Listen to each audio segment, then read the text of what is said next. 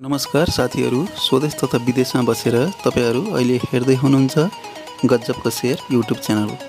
Share बजार सम्बन्धी ताजा जानकारीको लागि हाम्रो च्यानललाई लाइक अनि सब्स्क्राइब गर्न नभुल्नुहोला।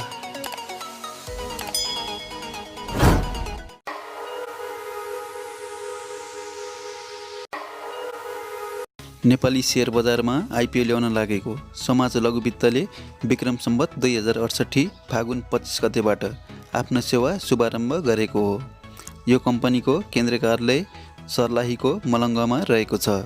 यसले आफ्नो कार्यक्षेत्र विस्तार गरी प्रादेशिक स्तरीय स्वीकृति लिने र अन्य लघुवित्त वित्तीय संस्थाहरूसँग मर्जर तथा प्राप्ति गर्ने उद्देश्य लिएको छ। यो कम्पनीले 86 लाख रुपियाँ बराबरको 86,000 किता आइपिओ सेयर 100 रुपियाँको दरले बजारमा ल्याउँदैछ। यसमा बिक्री प्रबन्धको काम भने सिद्धार्थ क्यापिटलले गर्नेछ। माइक्रोफाइनेन्सको आइपिओ सेयरमा फाइदा हुने हुनाले धेरैभन्दा धेरै लगानीकर्ताहरूले आवेदन दिनेछन्।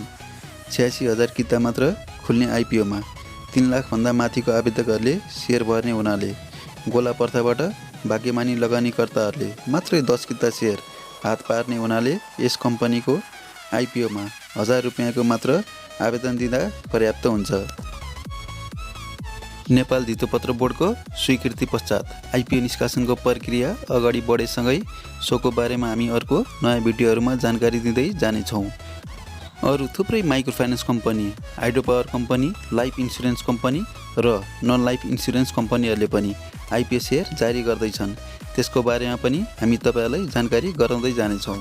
साथीहरू, हजुरहरूलाई सेयर भर्न रुचि छ र कुनै काम विशेषले सेयर बजार सम्बन्धी सूचनाहरू समयमै पाउन सकिरहनु भएको छैन भने हाम्रो यो गजबको शेयर युट्युब च्यानललाई लाइक अनि सब्स्क्राइब गरी छेउमा भएको घन्टीलाई पनि दबाइदिनु होला। आगामी दिनमा अझ महत्त्वपूर्ण र जानकारीमूलक भिडियो सहित प्रस्तुत हुने बाचा गर्दै आजको लागि बिदा चाहन्छु। धन्यवाद।